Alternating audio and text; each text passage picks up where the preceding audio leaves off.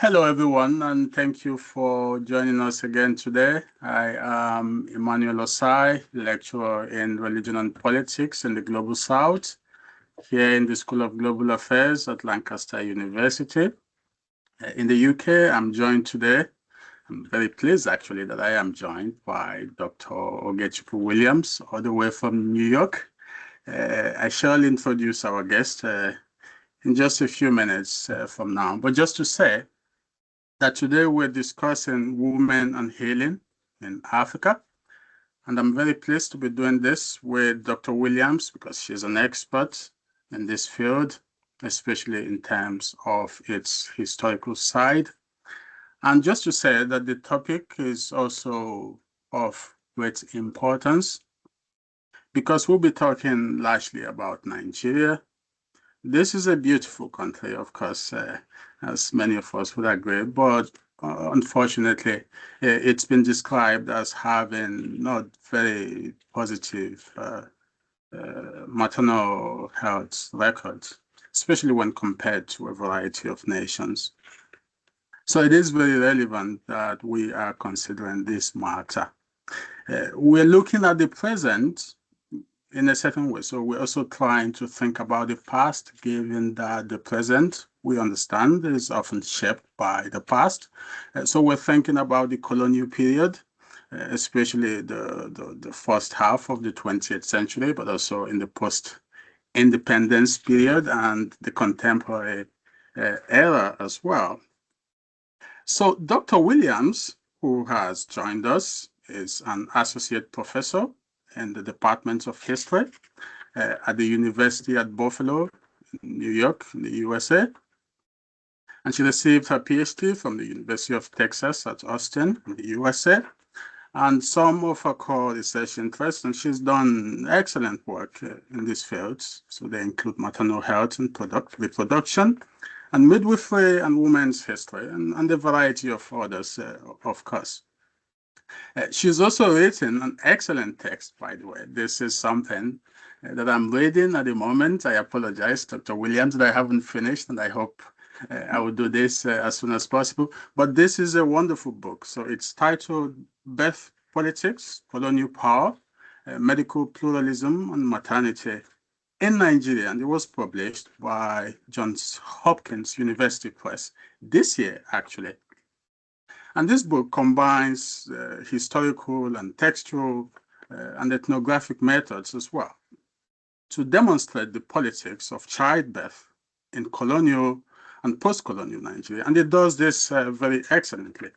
So it considers how British colonial authorities and medical missionaries and traditional healers and a variety of other actors like international population control organizations, how they actually sought to control birth and related matters and motherhood in this period in Nigeria's history, in the 20th century, and even more currently.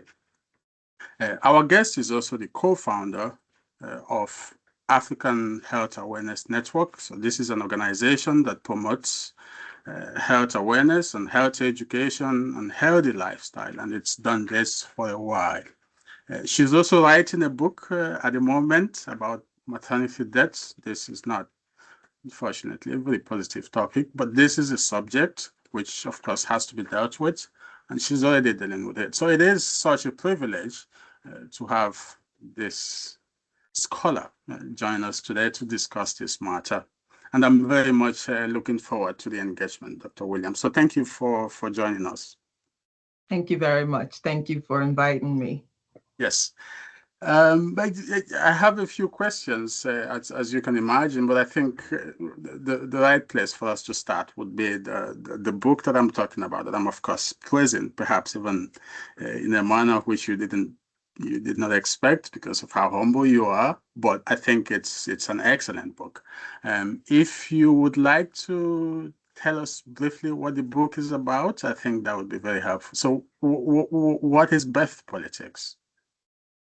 Birth politics is simply a history of childbirth in Nigeria. That's the simplified version of what it is. And I wrote this book particularly because because of the gap in that literature when it comes to maternal health care. Nigeria has a maternal healthcare crisis, maternal death crisis, but there's really no comprehensive literature talking about and discussing the history of childbirth, the various dynamics of how we got to where we are today.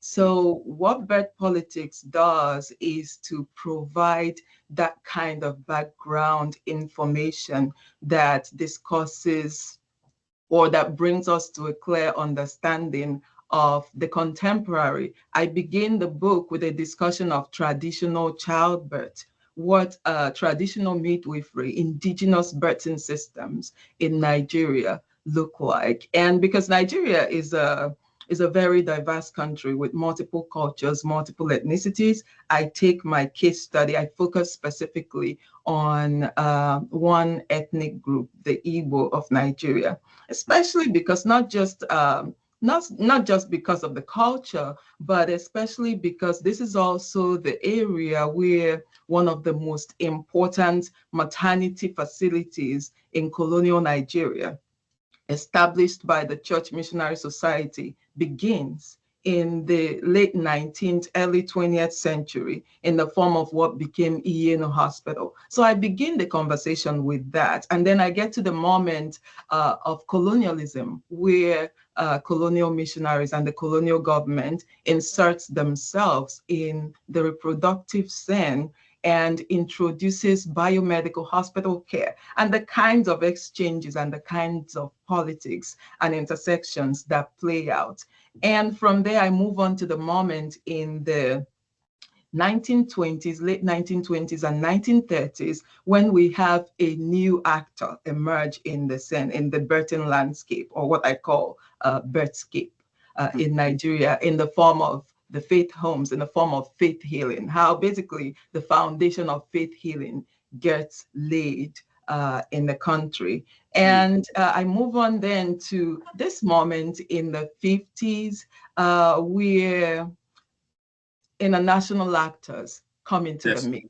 Nigeria is becoming independent or getting ready to become independent. And so the politics of birth begins to shift. The focus of the colonial government begins to shift. The focus of international groups begins to shift and begins to converge in Nigeria. So I talk about this and then move on to the moment in the 70s, 80s, 90s, where all of these birthing actors, all of these reproductive health actors converge together. And we have a plural system, sometimes contesting against each other, sometimes working with each other in play. And this is where the book ends, you know, the whole idea of medical pluralism. And I do a contemporary discourse and analysis of how all that plays out today. So that's as brief as I can go with what the book is about. That's wonderful. That's excellent work. This is actually part of what I saw in the book, what you've just described, but this is very good for our audience.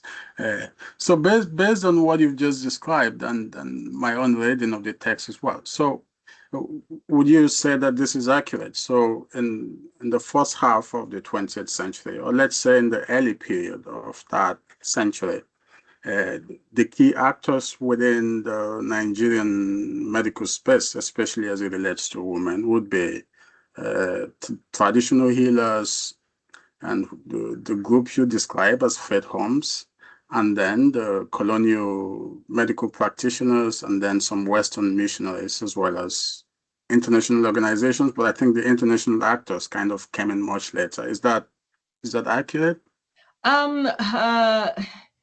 In many ways, yes. The faith home element, faith homes do not become strong, do not become prominent until later on as well. The 1950s, 1960s. So I wouldn't necessarily count them in the period that you're describing.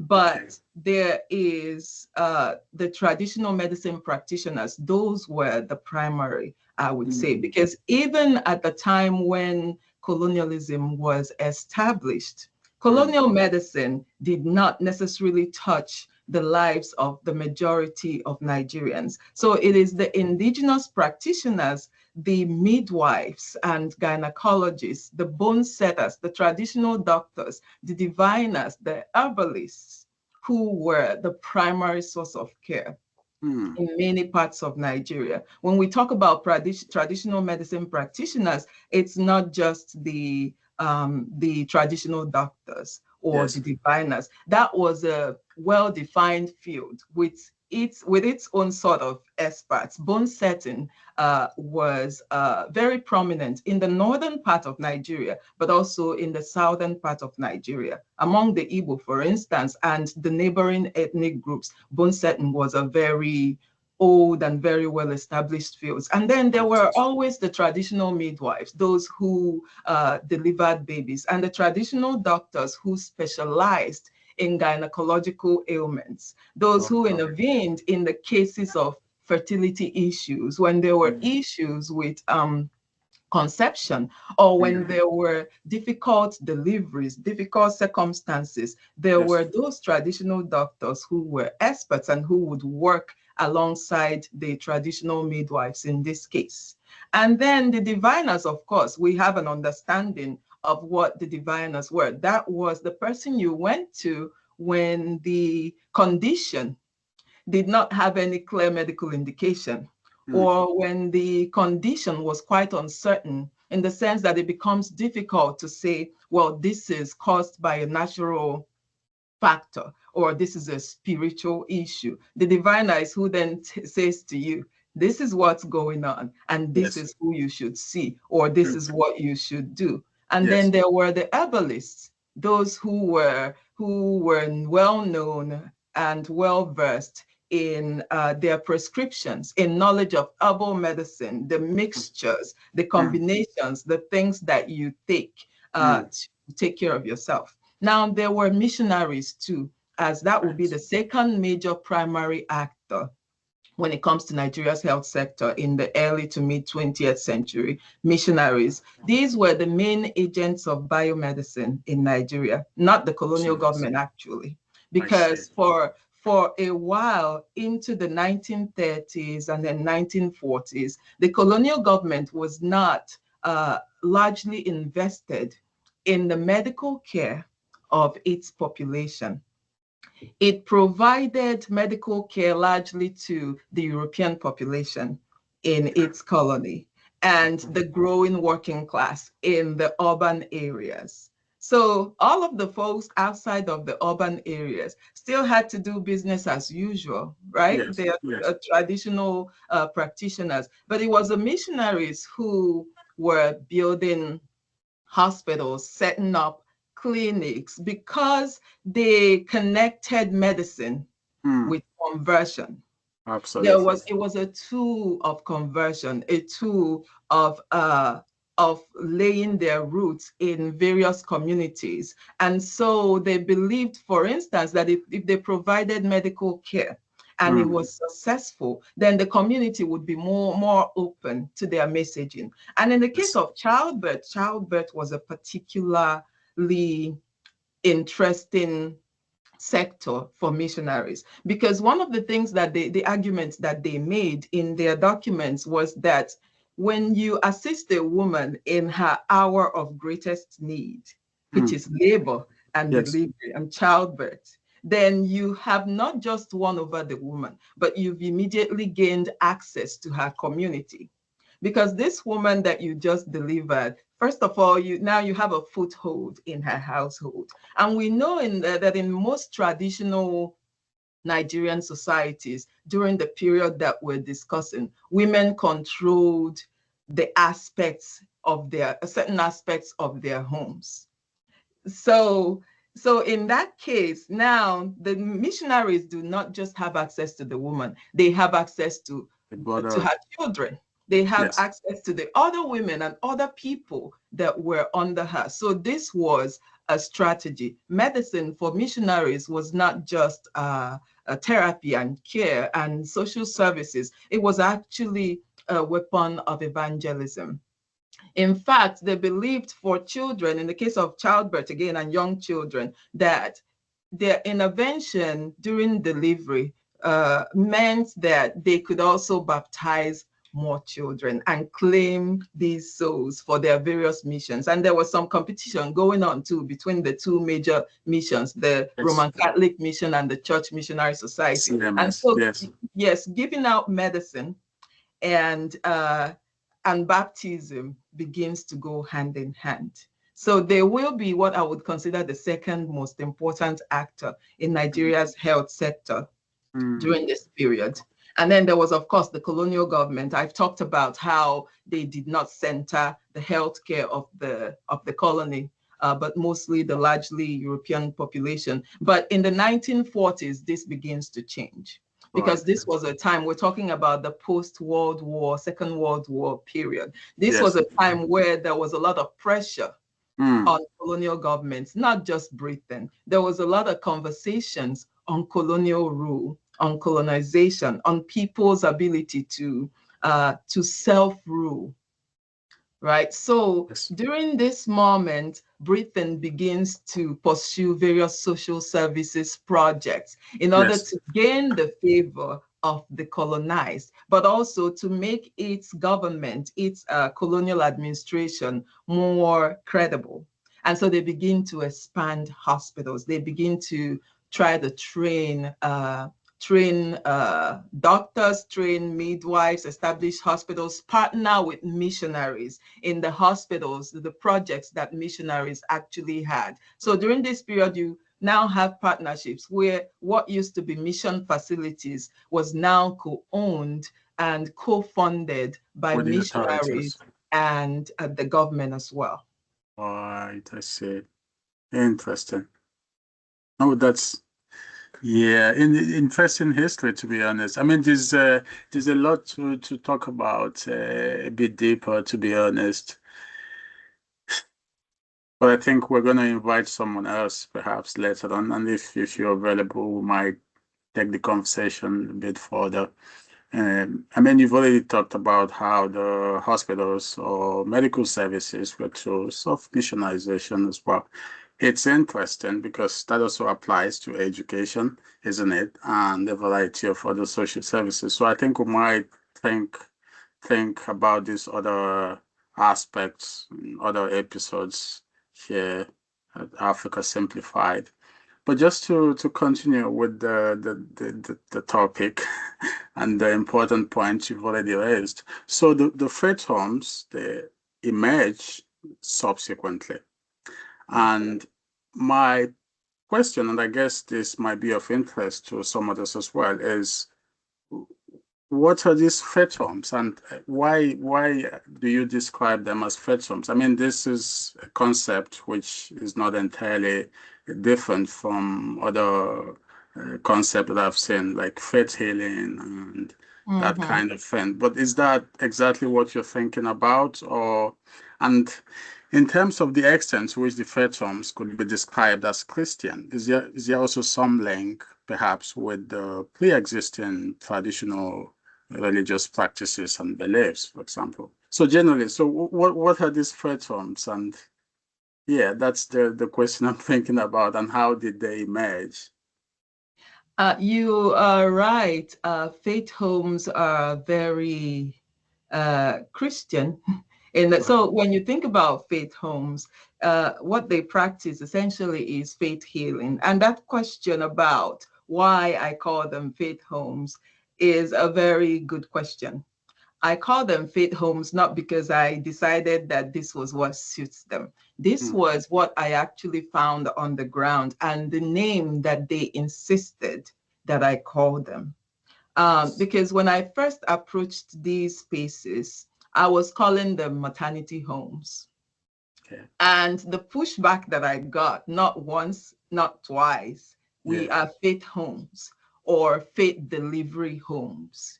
So this is what they consider themselves. So now let me talk about how this concept and this whole idea of faith homes emerged. There was a moment in the 1920s and 1930s, when the biomedical system, even the traditional medicine, could not successfully deal with the various diseases, epidemics, and pandemic that was going on at the time. So people began to move towards faith healing, towards prophets and prophetic movement to seek care.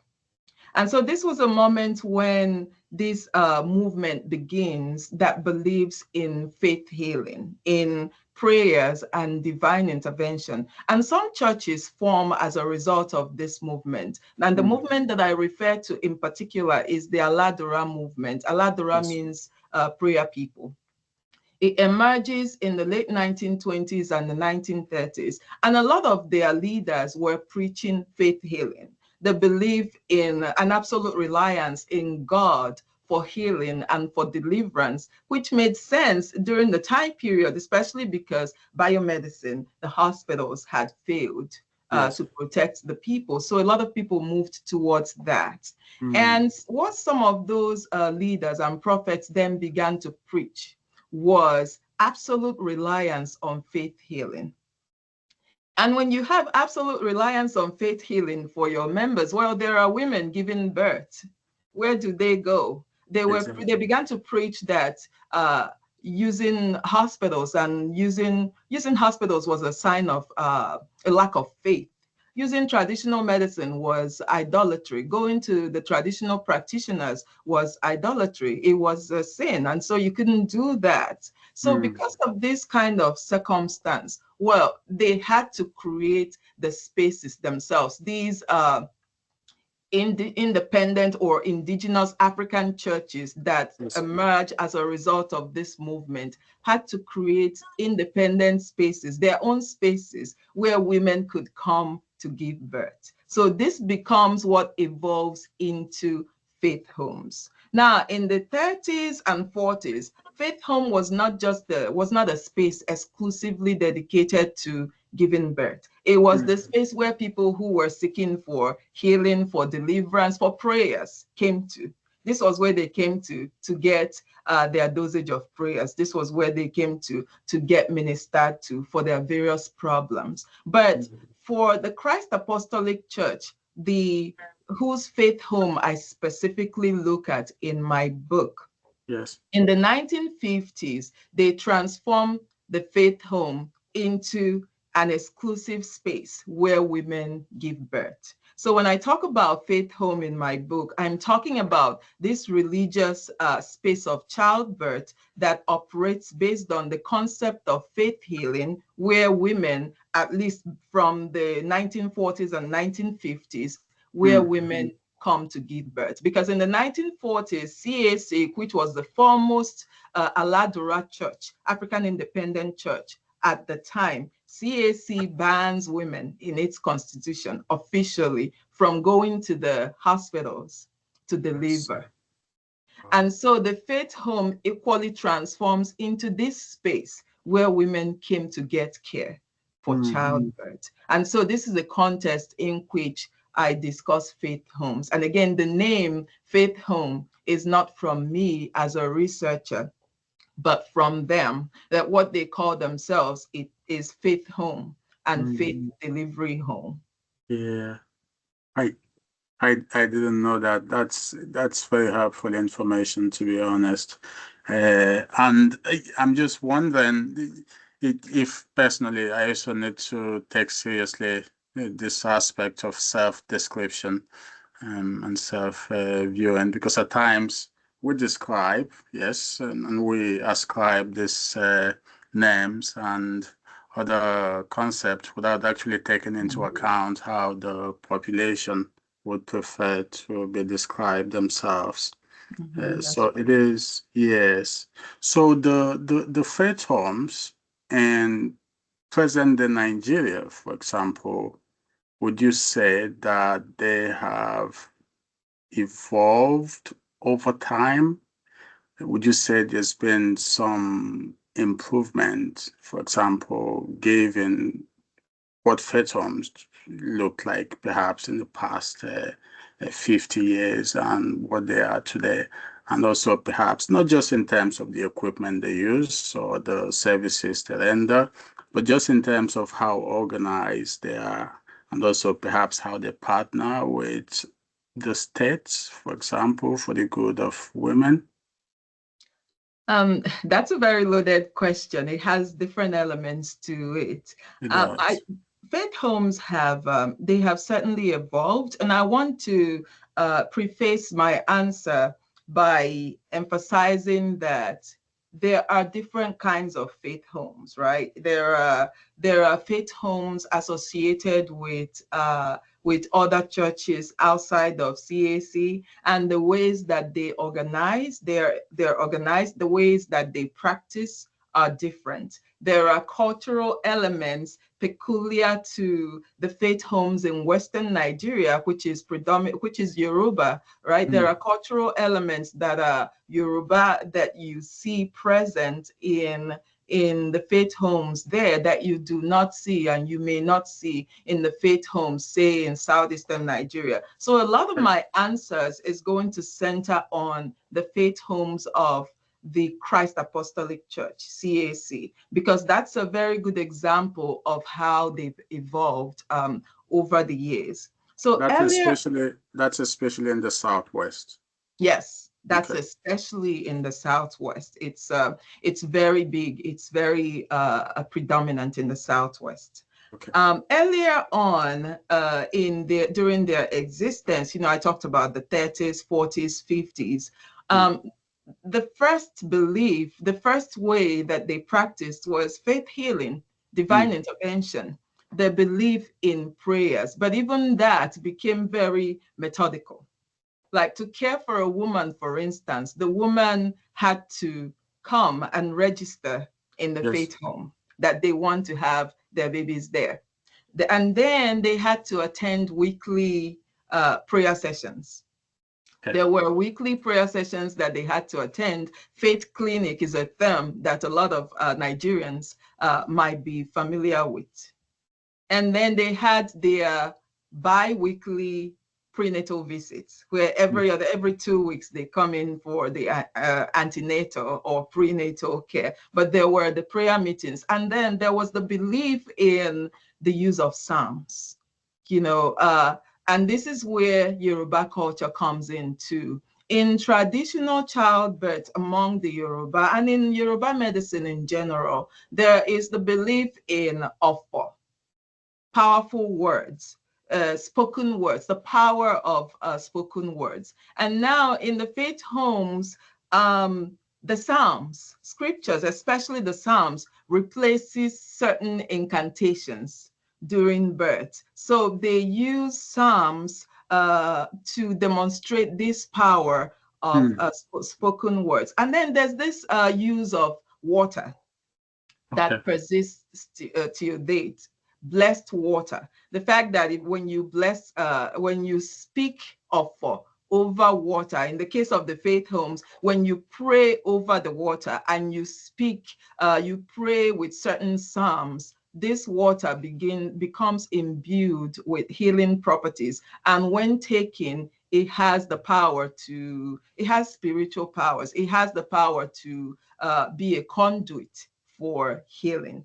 So there is that. But a lot of, in the contemporary period, these beliefs are still there, but there's been a lot of changes in the ways that they approached healing. I mentioned that in the 40s, CAC in particular banned women giving birth in the hospitals, and they banned the use of medicine for their members.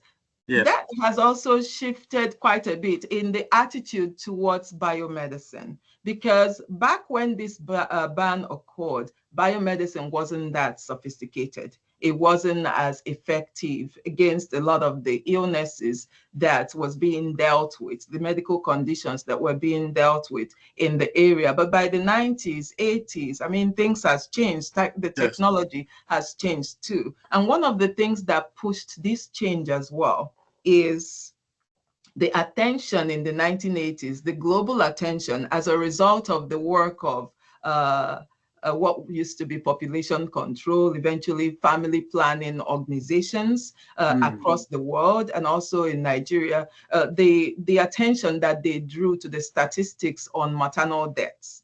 And so this put pressure on a lot of these faith homes, on everybody, on traditional birth attendants, traditional midwives, on the hospitals, on basically the rates that were coming out, the records of maternal deaths that were coming out. So some of the changes that have now happened is the encouragement to use medical technology outside the church, to go do things like HIV tests, know your blood group, do the rhesus factor test, so that if you have if you are Rh positive or negative, then you know what to do. If you need the Rh injection, then you can go get it and have a safe pregnancy and all that. And then there's also blood pressure monitoring by these midwives in the faith homes themselves.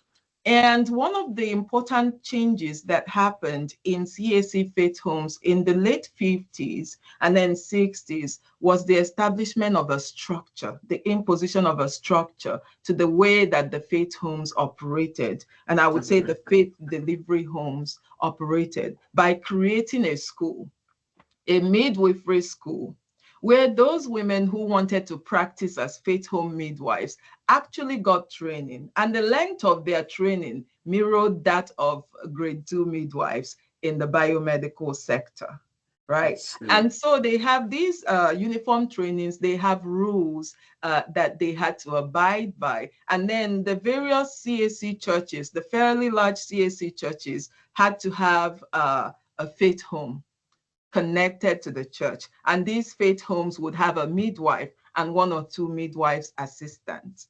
So that kind of imposed some oversight and some structure over this practice. And by the 80s and 90s, we begin to see more attention to training, refresher courses too. So it's not just about training the midwives and pushing them out to the faith homes where they could practice. Every year, it became a mandate that every year the midwives returned to the location of the midwifery training school in Ede. They returned there for their refresher course, a refresher course. And in the 90s and throughout up to date, we see a partnership in these trainings, in these refresher courses, where government officials, government is invited, government health workers are invited, doctors are present, and they assist, they facilitate some of the workshops, and they assist in the training of these midwives and in the refresher courses. Now, the most significant shift that's happened in terms of change is the establishment of a referral system. Right. It did not exist prior to the 1990s, but by this period, there was a clear recognition that there are circumstances that may be beyond the control of the midwives and the faith homes.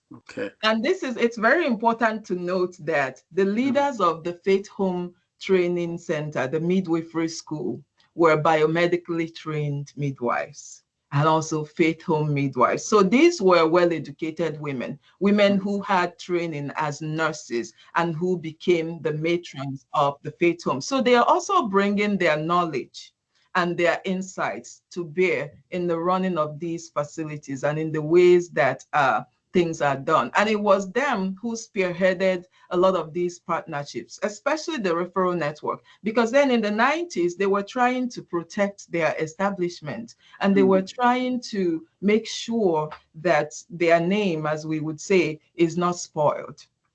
That people do not die on the routine in their facilities, and then it becomes a bad name for them. So they instituted a mandate for the midwives that became a standard practice, that every faith home had to have a hospital that they can refer to. So sometimes they formed partnerships with friendly doctors. There were doctors in the ranks of CAC members. There were nurses there. There were all kinds of professionals there. There are professors in there.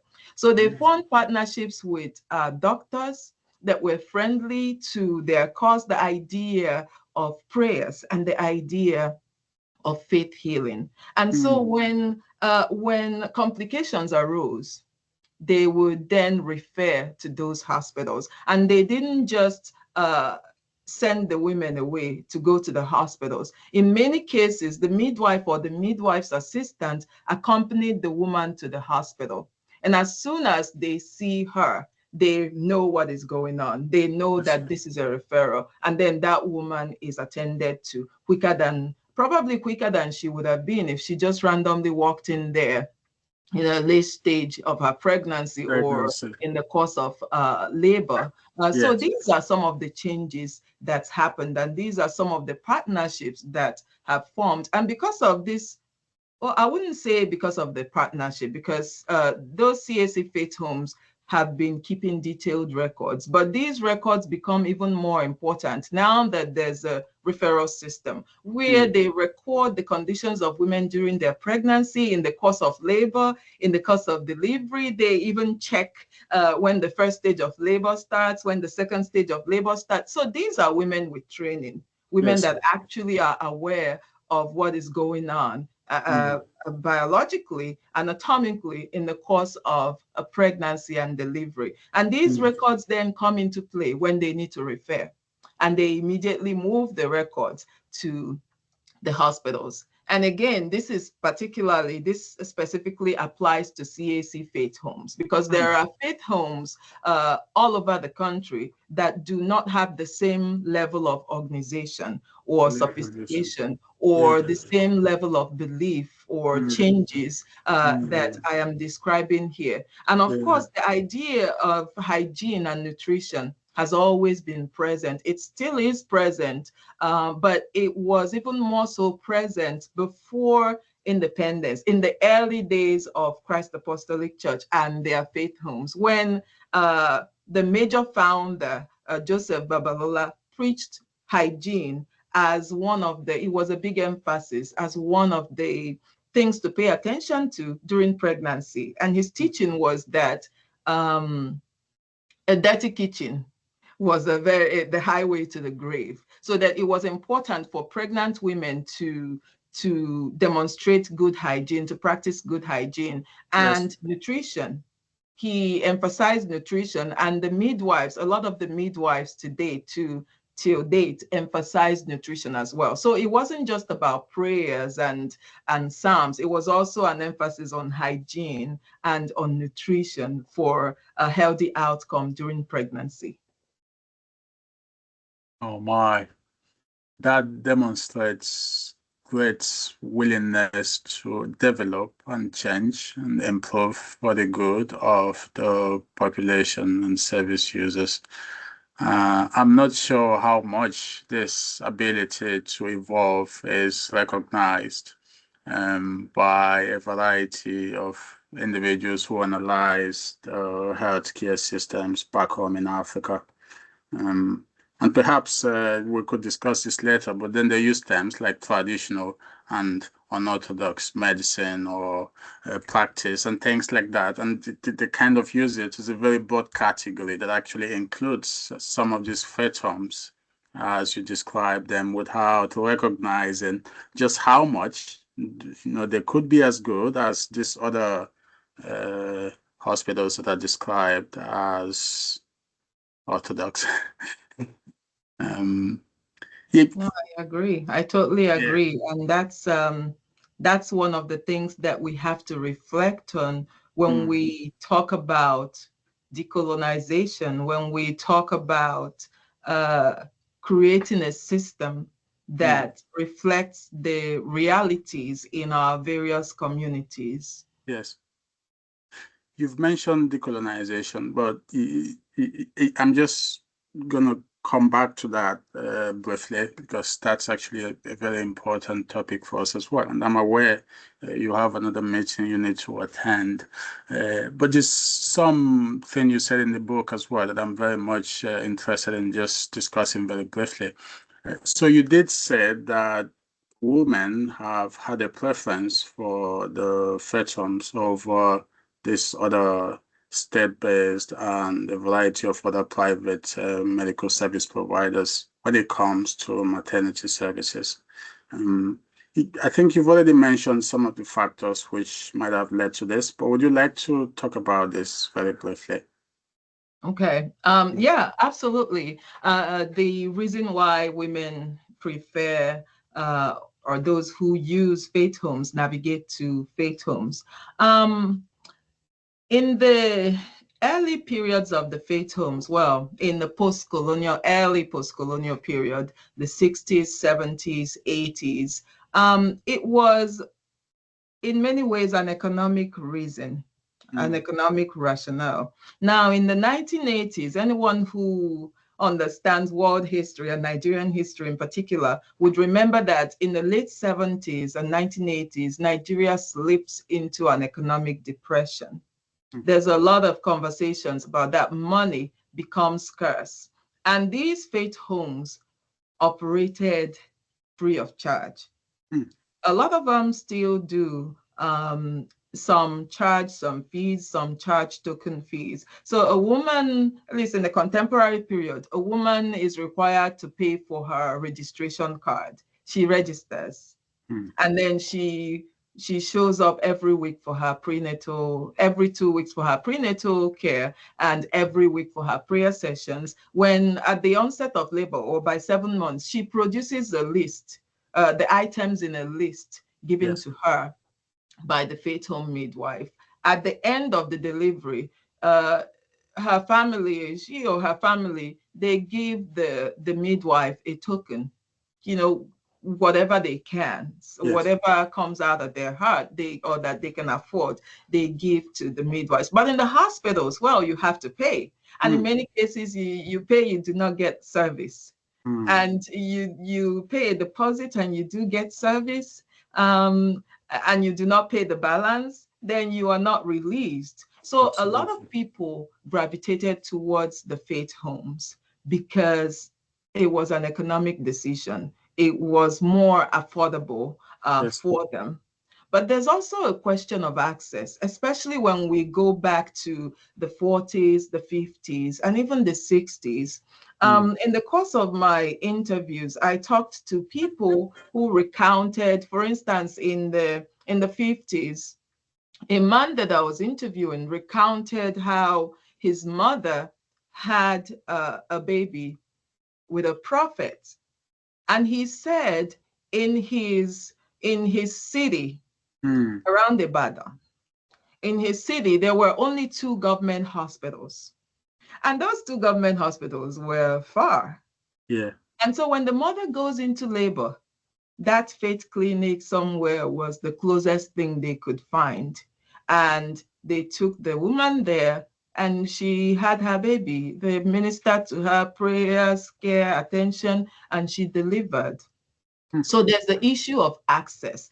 And someone else describes in the 1990s when her mother goes into labor as well. And the closest facility that they could get to was a faith home. And so they have their baby in that faith home. There was a protest too. This was in Lagos. There was a protest too going on. So the hospitals were closed down.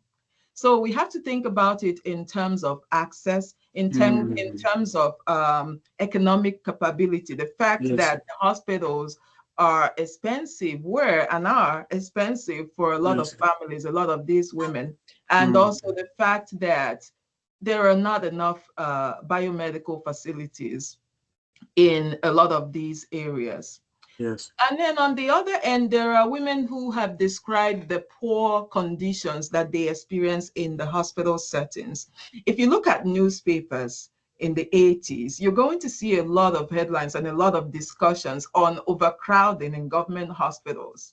The conditions were not ideal at all. And in my interviews, in my oral histories, I see the same thing play out time and time again in my interviews, where women describe overcrowding, spending an entire day in a hospital without getting care, being exposed to indecencies, because There are no rooms. They're on the floor. There's no privacy. Also, being verbally abused. This was a theme that came up a lot from a lot of interviewees, how they were verbally abused by healthcare workers. And so for a lot of the women, they were not going to subject themselves to that. And one of the women said to me, when I get to the faith home, the first question that the midwife asks me is, have I eaten?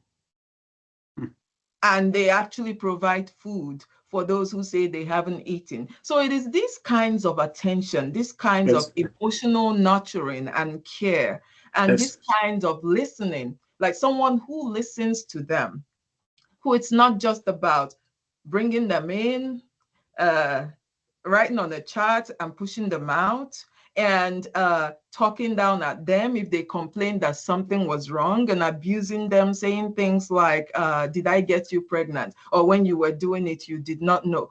Things like that. So there are reports about things like that. And so some women choose to go to the faith homes because of the kinds of treatments that they get in those faith homes. And then there are those who have had negative outcomes in the hospitals previously. Right. And these are usually outcomes that are preventable, like negative outcomes that are preventable. It is the loss of a child during delivery. In many cases, it's also the loss of a sister, a friend in a hospital, a death that to them did not make sense, should not have happened. So during their next delivery, they go to the faith home because they believe that the hospital would not work for them, that something would go wrong in the hospital, that their baby died in the hospital. In fact, one of my interviewees said to me that the only baby, they had 4 kids, the only child that died was the one that they had in the hospital. And so for the other ones, they stuck with the faith homes. So there are narratives like that. And then there are those who go to those spaces because they believe there's a spiritual issue associated with their pregnancy. Nigeria and most of Africa are cultures that believe in the diverse causality of illness. The fact that circumstances can have physical causes, natural causes, spiritual causes. There's the belief in the evil eye, or there are those who have had what the Yoruba describe as abiku, and Igbo describe as obanje. Spirit children, born to die children, they call them. Children that the belief that you give birth to this child, it dies shortly after birth, and then it comes back again, and the same cycle keeps repeating itself. Those people with those history navigate to the spiritual spaces. They go to the faith homes because of the spiritual attention component of care. And even in some cases, when they end up not delivering in the faith homes, they go to the faith homes for their prenatal care, show up in the hospital occasionally so the hospital can still take their delivery, and then they can deliver in the hospital. Or they go to the faith homes throughout that pregnancy and they deliver in the faith homes because of, again, the kinds of protection that they needed and they believed that they would get if they had their baby in those spiritually focused spaces. And then there's the women who believe, and families that believe in faith healing, whose spiritual belief entails that they do not rely on medicine, traditional or biomedicine. And so these women, when it's time to deliver, these women seek out the faith homes. They are not even when it's time to deliver, because the faith homes require, at least the CAC faith homes require, that you register with them at no later than 5 months, the 5th month of your pregnancy, and that you attend every prayer meeting. Because if you did not attend, then they believe that you are unpredictable. They have not addressed the spiritual dimensions of your pregnancy and your care enough, and anything can happen when it's the date for delivery. So these are some of the various reasons that women navigate to these spaces. It is not one single reason. Yes, I can see that very clearly. Uh, I'm just thinking as well about, I mean, given the reasons you've mentioned, I'm thinking about how the Nigerian state, I mean, Nigerian authorities particularly, should deal with fed homes. Like, should there be concerned with the preference that women have for the fed homes, or should they instead consider the fed homes as potential partners, or should they perhaps see the fed homes as rivals? What should be the very appropriate and perhaps the most helpful approach for the Nigerian authorities to adopt, also given the weaknesses of the Nigerian state? So it's just not able to provide very sufficiently the kind of medical service that our Nigerian women require. So if we had some listeners who perhaps are part of the Nigerian Health Ministry, and they would be listening to find out what would be the best course of action for the Nigerian. I mean, I recognize already, as you said, there's some partnership happening in parts of the country between the FETOMs and the government, but at subnational and national levels. But are there other recommendations you want to add just before we think about decolonization? And then you can attend that meeting. I think that partnership Yeah, is the only way. right. Government should be concerned, Mm, but they should also pursue full-on partnership. Concerned because uh, we should all recognize that there are facilities and there are faith homes and all kinds of other providers that do not think about care in a comprehensive manner, that perhaps do not recognize even the danger signs of pregnancy. mm, But outside of that, partnership is the only way forward in this case, due to the reason, one of the reasons that you mentioned. Nigeria is a country of over 200 million people. The ratio of doctors to that population is very poor. The yes. number of facilities, healthcare facilities that we have, this also doesn't serve the population. It's not adequate to serve the population that it's Mm, supposed to serve. The conditions of the primary healthcare facilities is quite interesting. When you look at pictures of these facilities, it is interesting what goes on there and the kinds of conditions that the healthcare workers in those settings operate on. mm, And then there's the faith homes. For instance, again, referring back to everything that I've described about CAC faith homes. Those faith homes are not going anywhere. yes. They serve a significant part of the population, especially in Western Nigeria. And women keep going to them, Mm, right? If women were not going to them, if they were not viewed favorably, they would be out of business. They absolutely. wouldn't exist. And so what do you do in that case?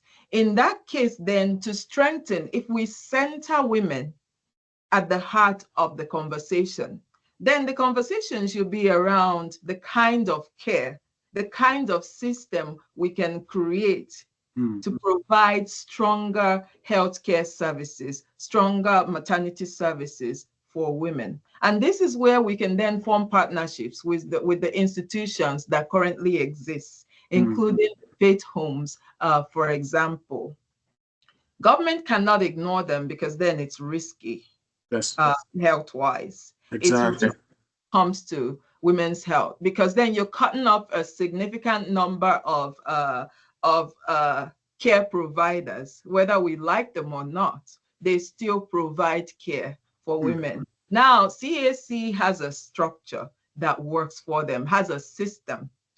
But how about the other faith homes that are just small independent faith homes scattered all over? Exactly.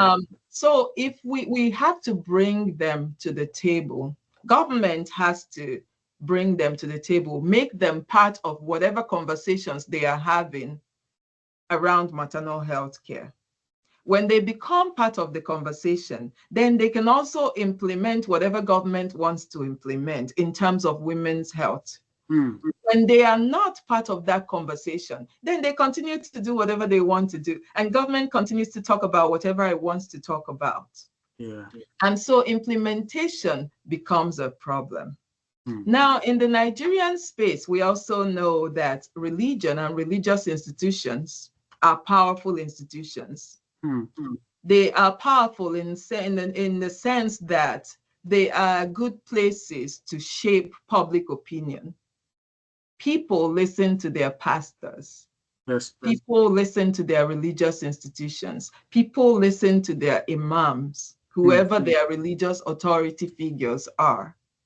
So if there is a partnership when it comes to maternal health care, then the government will also be reaching a significant part of the population. Their messaging will be carried by this institution if they get these institutions to buy into those messaging. If they make policies and if they make decisions that these various stakeholders are part of.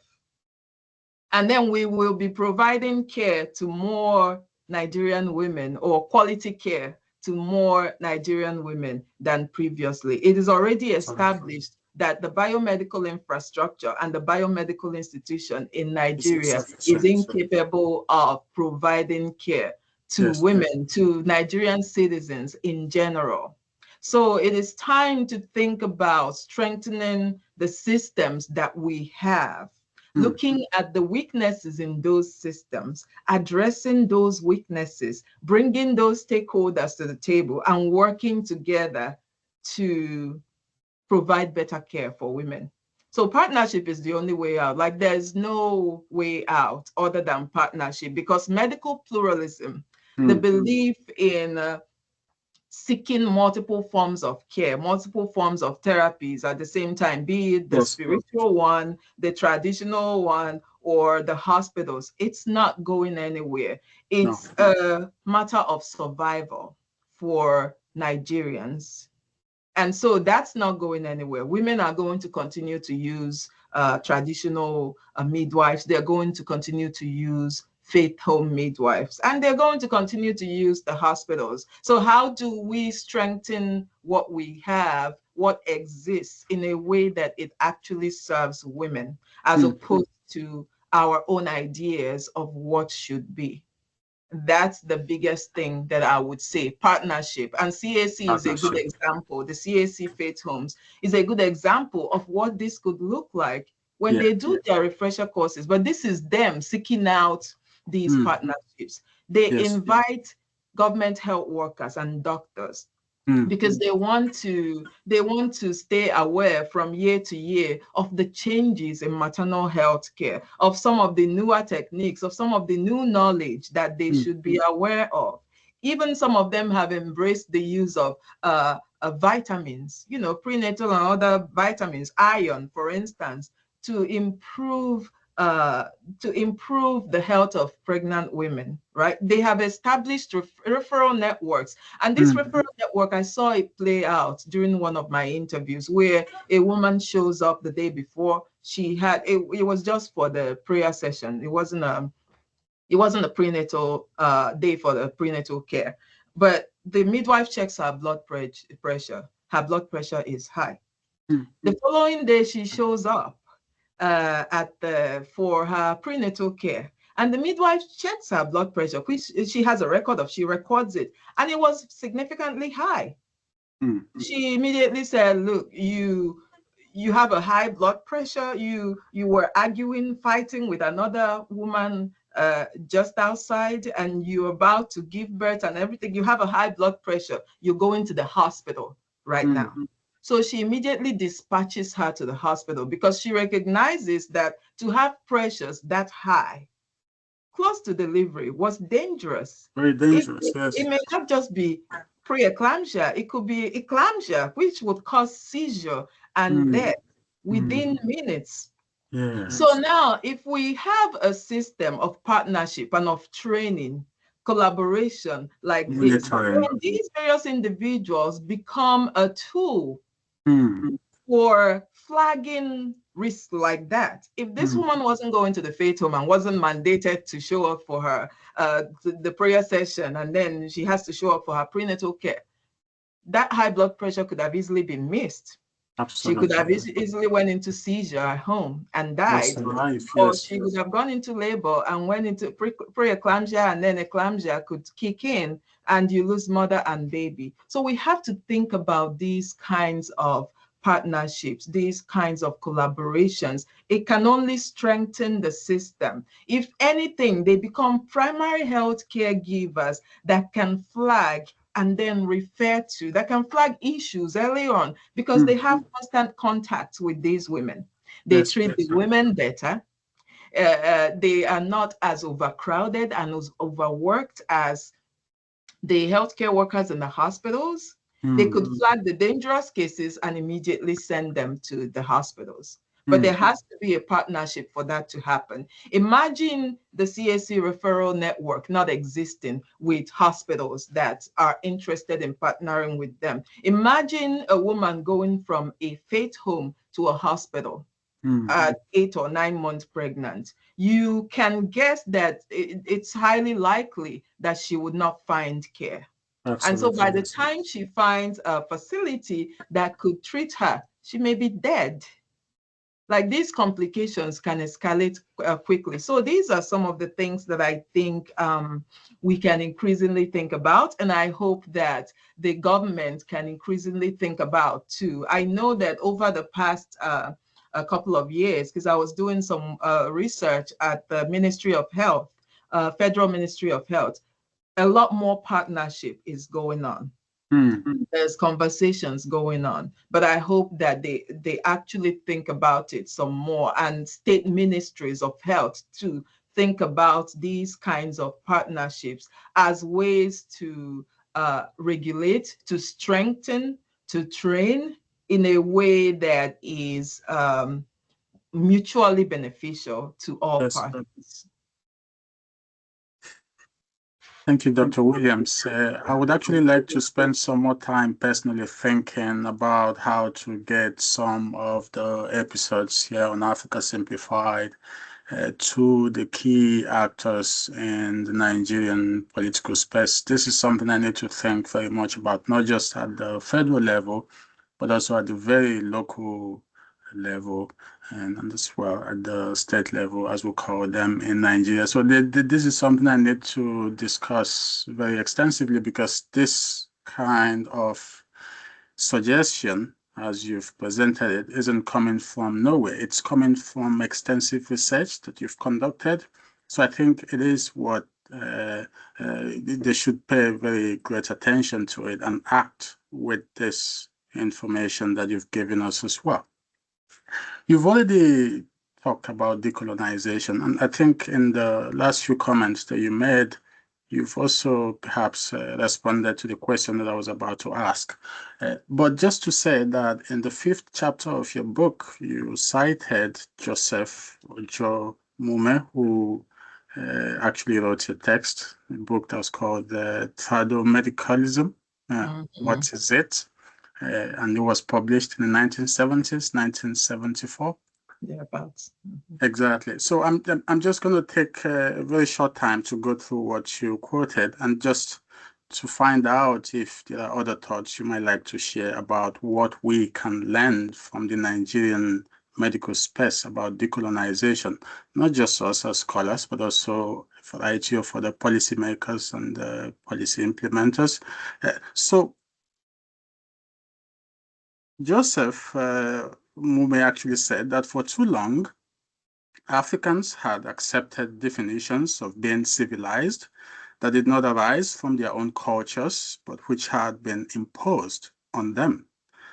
And the present medical system is a colonial legacy which is unsuitable for the Africans. And my suggestion, that is his suggestion, is that we should create a forum where medical and tradomedical doctors can meet to decide what will be the pattern of medical system whose universality will not be prejudiced. And the view I take, the view that it takes, is that Africans can master modern and Western technology without abandoning their cultural heritage. And you spend some time in that chapter building on this idea. And you've already actually discussed this in the course of this conversation. But are there other final thoughts you want to share just before we finish? What is it we can learn about decolonization from the Nigerian health sector? I think Mume's quote captures a lot that can be said. We have to revise our views of traditional medicine in general, or what we consider alternative medicine. Now, how do you define traditional medicine? Earlier on, I talked about the various components of traditional medicine practice: the bone setters, the herbalists, the diviners, the midwives, and gynecologists. There are layers of components to this. But one of the things that colonialism did was to teach us that everything African was bad, including our names, the ways that we got married, our music. Like, these are, when you look at colonial records, these are conversations that were being had. To become a Christian was to adopt Westernization and Western culture. To become civilized, quote and unquote, was to do the same thing. Yes. So everything African was viewed as backwards, as uncivilized, as not worth anything. We have to begin to think about our systems, to think about what is valuable in our practices. Today in China, for example, acupuncture has become this worldwide thing that people, even in the West, adopt. Yes. In India, Ayurveda, it's the same thing. So we have to think about what in African medicine, traditional medicine, has a wide variety of pharmacopoeia, for instance, pharmaceuticals, herbs. And these herbs have enriched Western medicine and Western cultures. Throughout the colonial period, a lot of these herbs were taken away to Europe. Yes. Yes. The active ingredients, the active properties in those herbs that were being produced by the traditional doctors were identified, and it was turned into tablets and sold back to Africa and the rest of the world. But the main thing that generated that medicine is an abundance in these various African countries, including Nigeria. I can go on and on about stories from the archives, from colonial records, about thefts that happen with herbal medicines, including false arrests of traditional doctors to get hands on their traditional medicines, their mixtures, or what they would call their concoctions, to figure out what is active in there that could be of use, of benefit. So these are things that we have to think about. Because the moment, if we continue to think about have this blanket view of traditional medicine as backwards, as negative, as unrefined, then we can't go anywhere when it comes to medicine and medical care. We cannot advance if we don't begin to take our indigenous knowledge systems seriously and think about what works, what should be thrown away forever. Some things are what thrown away forever. But there are a lot of things that should be hugged and embraced and developed, right? We have to think about it. And the reason I say we have to revise our view of traditional medicine is because of the partnership points that I made previously. Conversations around these partnerships come from a place typical of the colonial experience, a place of biomedical supremacy. Right. A place of devaluation of every other medicines that's now considered alternative medicine.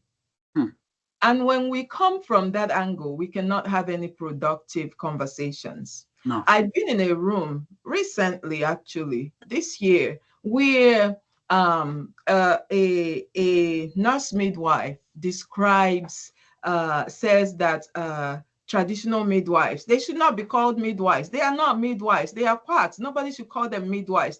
So the question, someone then asked the question, so what are they? Exactly. Before biomedicine became a thing and biomedical midwifery started to expand as recent as the 1940s and 1950s, and I say recent deliberately because that's not ancient history.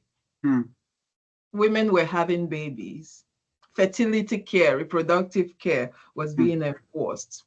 So imagine then bringing this person to a table with these midwives, right? Or with other practitioners, kind of practitioners that were non-biomedical. You can imagine what the kind of conversation would be. It would come from a place of disrespect, yes. a place of hierarchy and supremacy and devalue versus value. So that is why we have to rethink our attitude, the way that we frame other medical traditions and other medical cultures, and the way that, so that we can forge a partnership that works, so that we can bring others to the table and actually discuss a system that works for us, for our own local realities, because each system has its own realities. The realities in England cannot work, or the solutions for the realities in England cannot work in a Nigerian setting, right? And we have had more than 60 years of examples of how that cannot work. So it is time to kind of rethink and reapproach. And I also think in conversations about decolonization of the health sector, and when we talk about women, we have to recenter women in the narrative. The outcome of that narrative will be different if we actually center women in the conversation. They are the ones seeking care. They are the ones whose bodies are being subjected to care. Why don't we center them? Start the narrative from them. Figure out what they need, what they use, what they gravitate to, and then answer the questions from there, as opposed to centering other things. Centering access, centering what is legitimate, centering status, censoring feelings, or different things. There are different things that are being centered, but not women. Everything but women. So if we center women in the conversations of decolonizing healthcare, of maternal healthcare, then we're going to have a different kind of narrative. That's I think I will stop here, and I can follow up on anything else that you want to follow up on. There's nothing else, to be honest. I think this is a good point to conclude with, that the future will be more positive for women and, of course, the entire population, if women are centered more sustainably in the conversations about the health of women. That is actually a very important point. And I'm hoping that we would continue this conversation subsequently, because I understand we've used up the time that we have.